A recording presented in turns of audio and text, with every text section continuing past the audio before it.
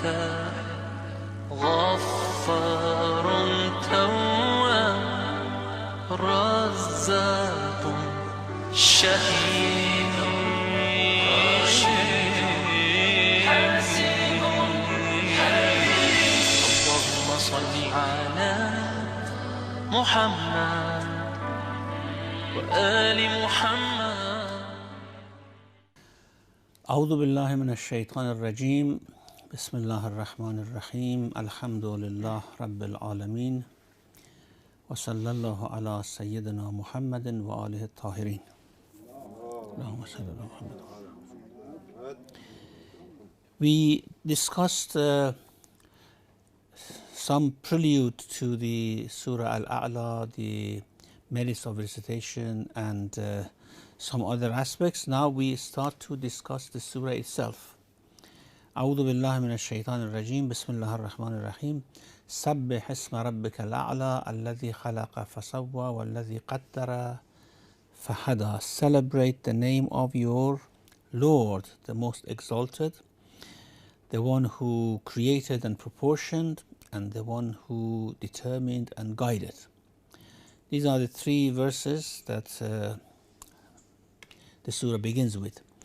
Now, sabbih, tasbih is to purify, celebrate here. Of course, when we purify someone, glorify someone, is celebrating their name or their presence. But in more specific term, tasbih means to somehow remove all shortcomings, all aspects of defect from something. In a sense, tasbih is to acknowledge the transcendence of God, as hamd is to acknowledge the immanence of God in the creation, that He is creating, He is Rahman, He is Rahim.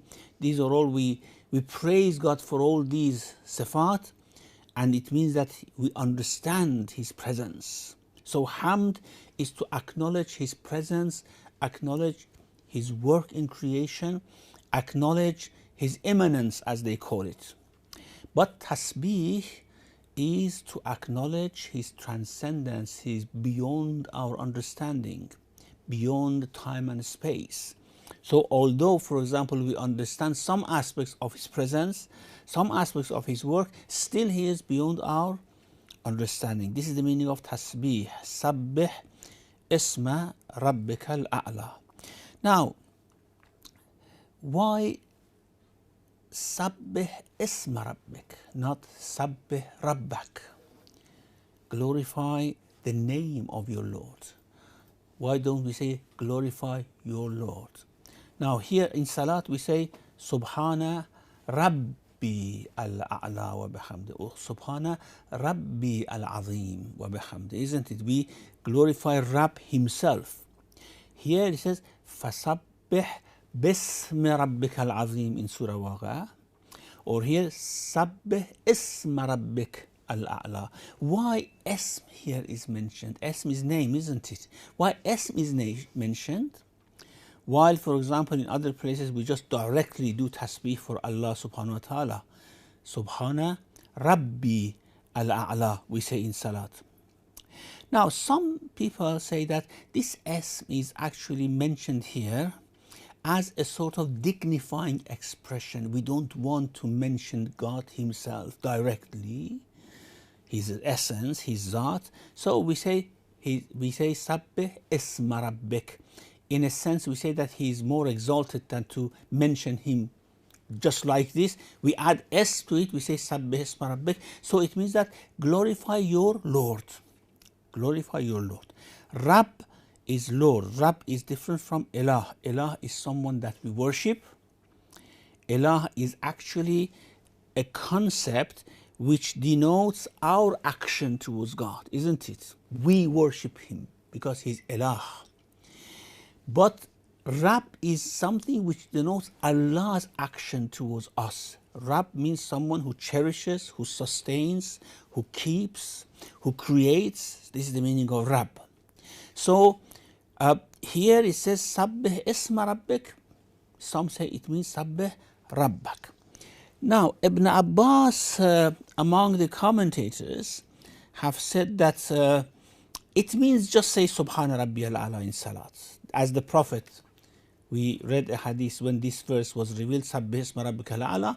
Prophet said, put this in your Salat, in your Sajda, and say Subhana Rabbiyal A'la wa bihamdih. So he said it just means that. Of course, he doesn't explain it further. It means just pray. Now, Salli. Sabbih Isma Rabbikal A'la means Salli, because you say these things in your Salat. However, if we want to be more specific, Sabbih Isma Rabbik makes more sense than Sabbih Rabbak. Why? Because we use many asma for Allah. وَلِلَّهِ الْأَسْمَاءُ الْحُسْنَى فَادْعُوهُ بِهَا الْخَالِقُ الرَّازِقُ الْبَارِئُ الْمُصَوِّرُ السَّلَامُ الْمُؤْمِنُ الْمُهَيْمِنُ الرَّحِيمُ الرَّحْمَنُ الرَّحِيمُ الْغَفُورُ. All these asma, okay? Now, many of these asma we use for human beings as well, isn't it? For example, Rahim we use for human being. Khaliq we use for human being, because in a sense we are Khaliq as well, because we put things together and create something else out of it. So we are Khaliq as well. However, since Allah uses these names to introduce Himself to us, you know, we believe that Allah cannot be described at all. Allah uses these names, these are the aspects of His Zat. If we see the Zat from one aspect, we see that He's Rahim. If we see it from another aspect, we see that He's Ghafoor, He's Raziq, okay? Since He uses this asma to introduce Himself to us, He says that beware. Do not use it the way you use it for yourself. Purify His names from the shortcomings that you have in your names. Now, these names may be, for example, about وَجَاءَ رَبُّكَ, Allah comes. You should not take it as coming physically. عَلَى الْعَرْشِ اسْتَوَى, sitting on the throne, don't take it as He is really sitting physically on the throne. سَبِّحْ اسْمَ رَبِّكَ, do not, because these are limitations. You say Rahim. Rahim means what? Rahim means that He has pity and mercy, isn't it? For us human beings, if we want to have mercy for someone, what we do, we feel pity, then our heart moves, then our heart softens, and maybe rightly or wrongly, I mean, mercy, rahmah, may be attached to someone wrongly as well, and we do that. But for Allah, none of this happens. His rahmah is just His giving. So, purify the name of your Lord means whatever name you use for your Lord, purify it from the defects that when it is manifested in human beings, they have such defects, for example. Purify it. For example, wrath, okay? Especially wrath, when it appears, when it manifests in human beings, it has lots of defects, isn't it? People lose their mind and such things. But eventually what happens is striking, okay? Is doing harm. Now, with respect to Allah, when you say that He has wrath, Ghadabullah, for example, when we say He has wrath, you have to remove all these defects from it, that, for example, He becomes angry, He is moved, He loses temper. No. The only thing which happens with Him is that He withdraws His blessing. This is the strike of Allah subhanahu wa ta'ala. It's the strike of Allah. So, Sabbih Isma Rabbikal A'la means that whatever name you use for Allah, beware it's not like what you use for yourself, not you use for human beings. And this has been actually the point of the stumbling block for many theologians who actually gave human attributes to Allah subhanahu wa ta'ala in this way. Sabbih Isma Rabbik Al-A'la. Al-A'la means Al-Qahir, someone, first of all, A'la may mean transcendent, someone who's beyond your reach of intellect, A'la. And it's, as many commentators have mentioned, it means that Al-Qahir, Al-Qadir, الذي لا قادر أقدر من القاهر لكل أحد. He is the powerful, that there is no one more powerful than him, and he can actually defeat everyone. Al-A'la. But it can be a general thing, that's a general sort of expression. A'la, sublime in every aspect, in power, sublime in his position, that he's transcendent, we cannot reach him by our intellect, his A'la, and many other things. Now, if you look into the creation of Allah subhanahu wa ta'ala, you realize that. You realize his power, you realize his transcendence, you realize that he should be beyond everything. And this gradually, by ibadah, by worship, that grandeur of Allah will fall into your heart. Otherwise, we just see things and our heart is not impacted by them. Imam al-Baqir alayhi salam said, إذا قرأت سبح اسم ربك الأعلى فقل سبحان ربي الأعلى وإن كان فيما بينك وبين نفسك. So whenever you hear سبح اسم ربك الأعلى, you say it. If, for example, a qari is reciting it, you are sitting, someone is reciting this surah, say سبح اسم ربك الأعلى, say سبحان ربي الأعلى. Even in your heart, فيما بينك وبين نفسك, or even in salat, or even when you are in salat, you recite this surah, سبح اسم ربك الأعلى, say in your heart, سبحان ربي الأعلى. It's good because it's a sort of command. It's good to do it. It's not wajib, but it's mustahab to do it. Like, for example, whenever we recite Ya ayyuhal ladhina amanu in the Quran, or we hear Ya ayyuhal ladhina amanu in the Quran, it's better to say Labbaik. Labbaik, Ya Rab. Yes, my Lord. I am all ears. I want to listen to you. Therefore, we have in our hadith that whenever, for example, after salat, they recite this ayah, إن الله وملائكته يصلون على النبي يا أيها الذين آمنوا صلوا عليه وسلموا تسليما. Before saying salawat, you say لبيك وسعديك اللهم صل على محمد وعلى محمد, because we have this sentence of يا أيها الذين آمنوا, this expression of يا أيها الذين آمنوا. So, however, as it says سبح اسم ربك الأعلى, the following 4 verses unpacks for us, explains for us some aspects of his rububiyyah, his lordship. As I said, rububiyyah means creating, sustaining, guiding, holding, keeping. This is rububiyyah, isn't it? He says سبح اسم ربك الأعلى. Now, do we see the signs, the traces of his rububiyyah in this life? Yes. الذي خلق فسوى, the one who created and proportioned. Creation is, of course, to putting, with regards to us, creation means only, not only, but mainly is to put things together to produce something new.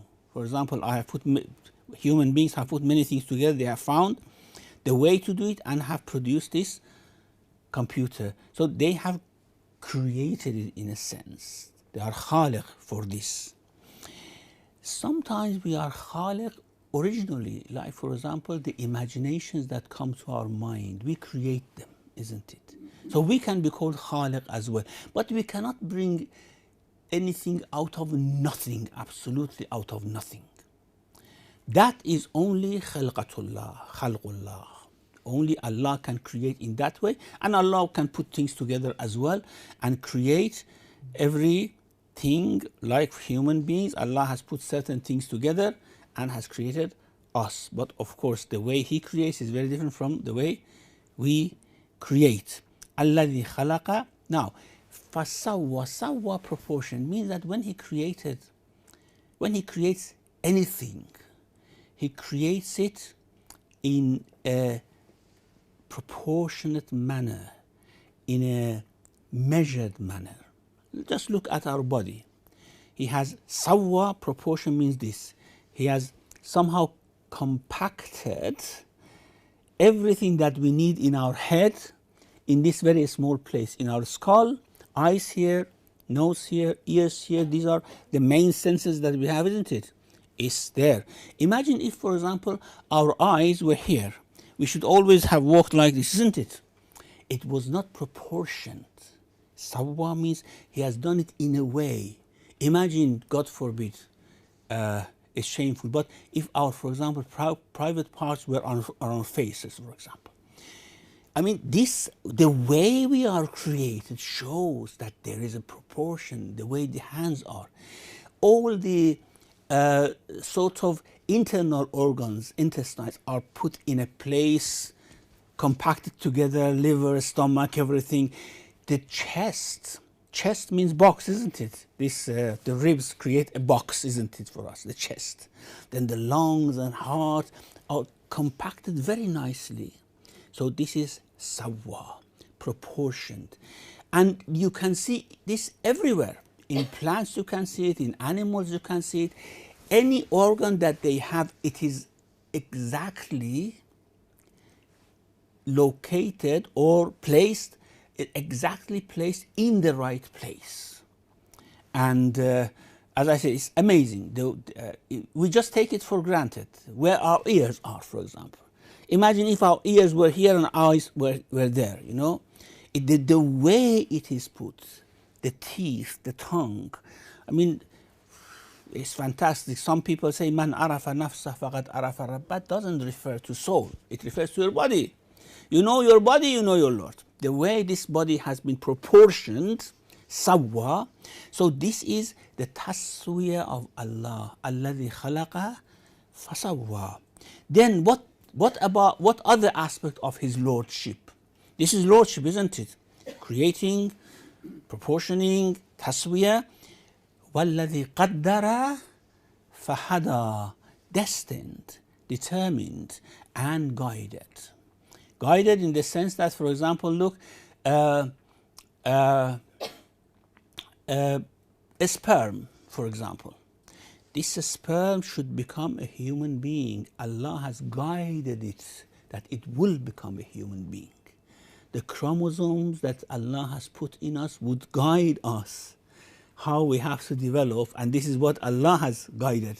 And then the baby, as soon as they come, they know that they have to drink milk. The birds, they know that they have to put their beak in the beak of their mothers to take food. Allah has guided everything that it has created. Now, if you go to the world of fish, to the world of plants, it's amazing the way He has done it. Now, some people say it's all accident. Evolution means accident, isn't it? It's a better term. It's a euphemism for accident. Nowadays, of course, it's a sort of, it cheats our minds, isn't it? Evolution means they have gradually come like that. How is it possible? It's all accident. So, if we ponder deeply this taqdeer and hidayah, وَالَّذِي قَدَّرَ فَهَدَى. And then another aspect of His lordship. And all these would show that for Him there is nothing like that, because He is the creator of this taqdeer and hidayah. He is the creator of khalq and taswiyah. So for He should be above that. A'la. Sabbih isma rabbika al-a'la. A'la, in what sense? You see the creation and you deduce that Allah is above that, is beyond it. وَالَّذِي أَخْرَجَ الْمَرْأَى. He brought forth the pasture, then turned it into a black scum. فَجَعَلَهُ غُثَاءً أَحْوَى. غُثَاء is scum, أَحْوَى is black scum. Now, some say that it means that this black scum is later on eaten by animals and things like that, and the mar'a, the pasture, that is used by animals, by sheep, by other animals, later on becomes their food, even when it becomes dry. فَجَعَلَهُ غُثَاءً أَحْوَىٰ. But apparently it wants to say something very much more subtle than that. And that is, أخرج المرأة means everything in this world needs food, of course. And he has brought forth that food for your animals. You eat either from animals or from plants. It all has come forth by him. And then you see he will make it rot. He destroys it. There is this system of what they call it al-kawn wal-fasad, creation and corruption, creation and corruption. He creates and corrupts, creates and corrupts. It means that the Lord who does this, he doesn't have these qualities. So he never goes corrupt. He never rots, for example. He is never destroyed. He is the one who creates and destroys. And it is, in a sense, as well, a lesson for us about the life of this world, the physical life. Physical life is based on creation and corruption. It's not only in human beings, in animals, in earth, in planets, everything. Of course, the timing may be a bit longer or shorter, but in insects, for example, this creation and corruption is very short. In human beings, much longer. In elephants, a bit longer. In earth, much longer. In planets, maybe much longer. But it is like that. It's creation and corruption. It shows that this is created by someone who is beyond creation and corruption. وَالَّذِي أَخْرَجَ الْمَرْأَةَ. And some say that by this Allah is telling us that do not attach your heart and your soul to this world. This world is based on corruption. It's based on destruction. He has made it like that. He creates and then it is corrupted. وَالَّذِي أَخْرَجَ الْمَرْأَةَ فَجَعَلَهُ. He is the one who does it. Some people say that, no, God makes it and then the nature destroys it, or shaitan destroys it. No, he is the one who does all these things. وَالَّذِي أَخْرَجَ الْمَرْأَ فَجَعَلَهُ غُثَاءً أَحْوَىٰ. The other lesson that we can take from this is that, as I said, do not attach much bond to this physical realm, because it destroys. And we have this in other verses. For example, in chapter 18, Surah Al-Kahf, وَاضْرِبْ لَهُمْ مَثَلَ الْحَيَاةِ الدُّنْيَا كَمَاءٍ أَنزَلْنَاهُ مِنَ السَّمَاءِ فَاخْتَلَطَ بِهِ نَبَاتُ الْأَرْضِ فَأَصْبَحَ هَشِيمًا تَذْرُوهُ الرِّيَاحُ. It's exactly the same. أَخْرَجَ الْمَرْأَ فَجَعَلَهُ غُثَاءً أَحْوَىٰ. Draw for them the parable of the life of this world. It is like the water we send down from the sky, then the earth's vegetation mingles with it. It grows with it.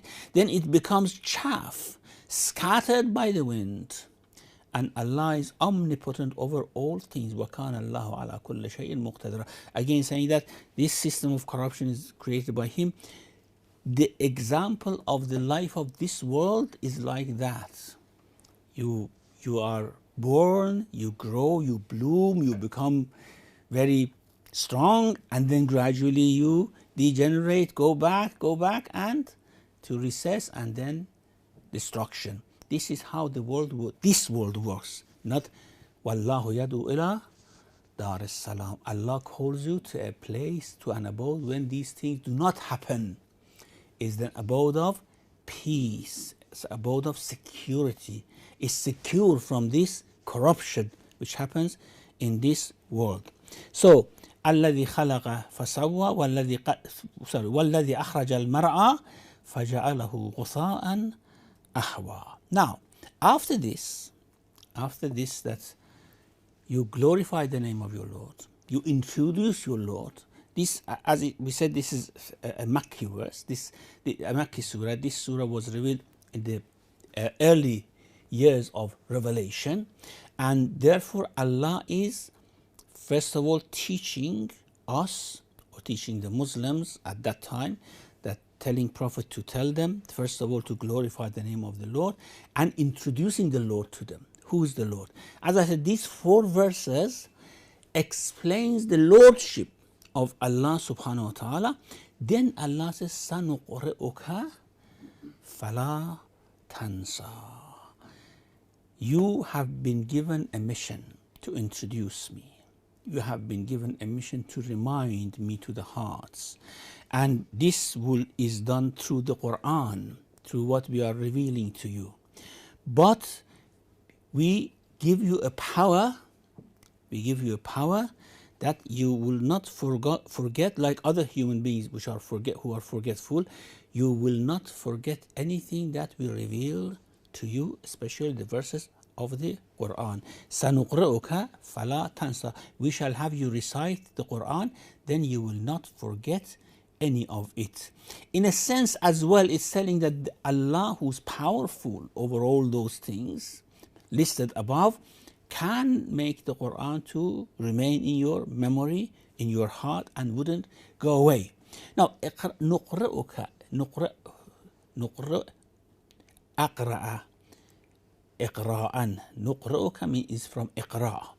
إقراء is what? إقراء is not قراءة.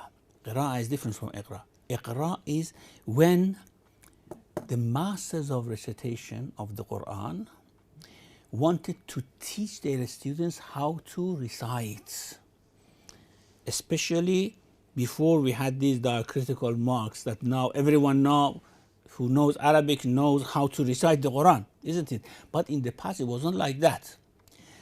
A qari' or a muqri' should have taught the student how to recite the Quran which didn't have any of these diacritics. That is why there became, at the beginning there was some, for example, discrepancies, and it was of course trivial, like for example, rushdan or rashada, for example, or things like that. Very simple things were somehow varied in their recitations.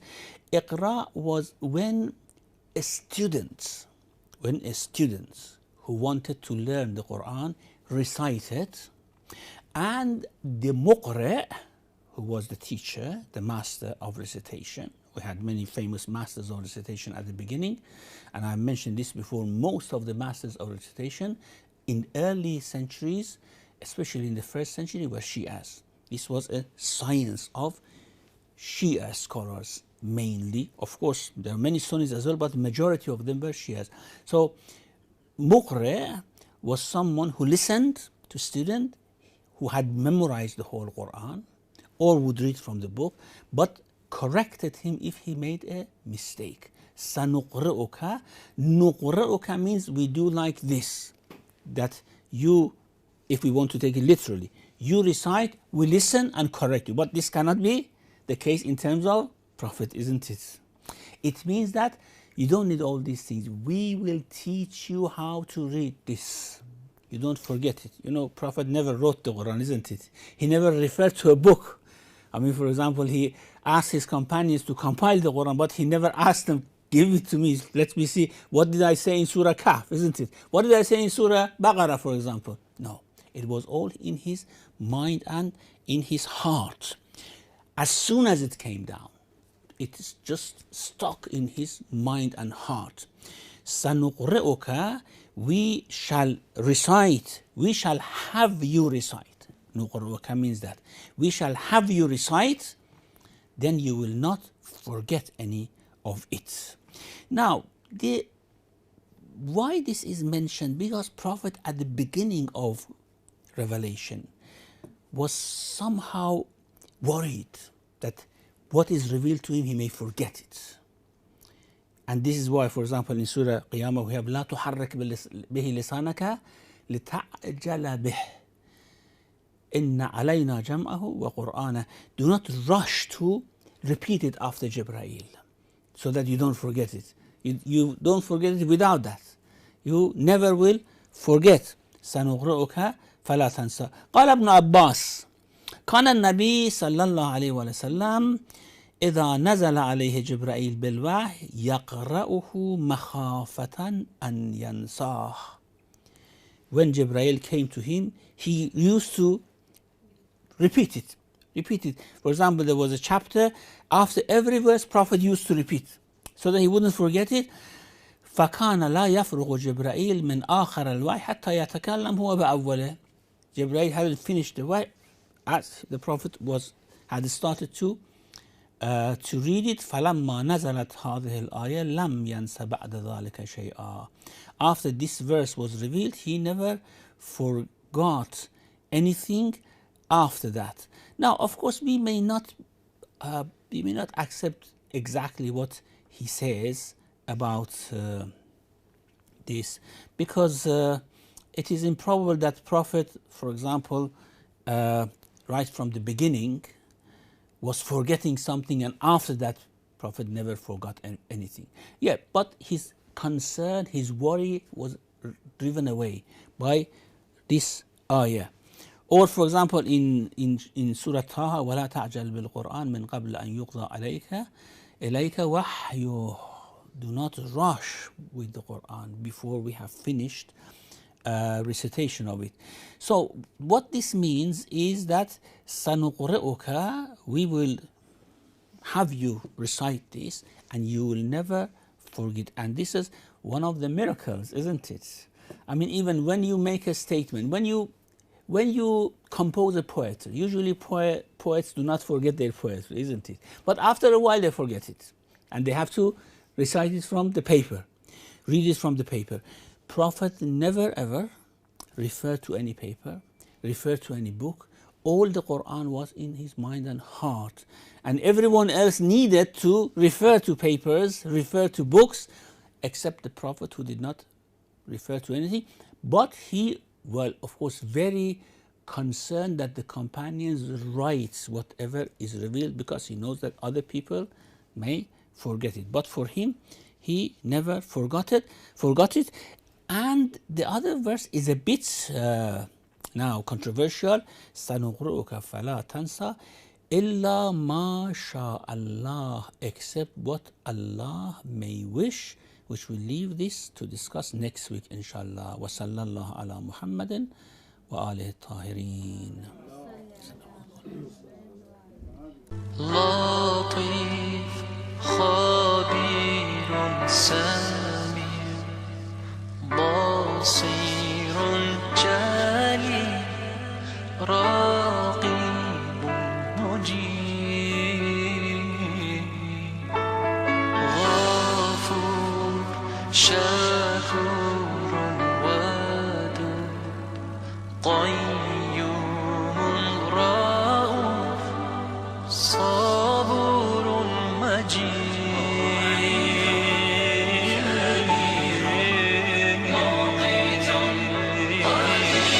اللهم صل على محمد وآل محمد يا مسلمين صلوا عليه اللهم صل على محمد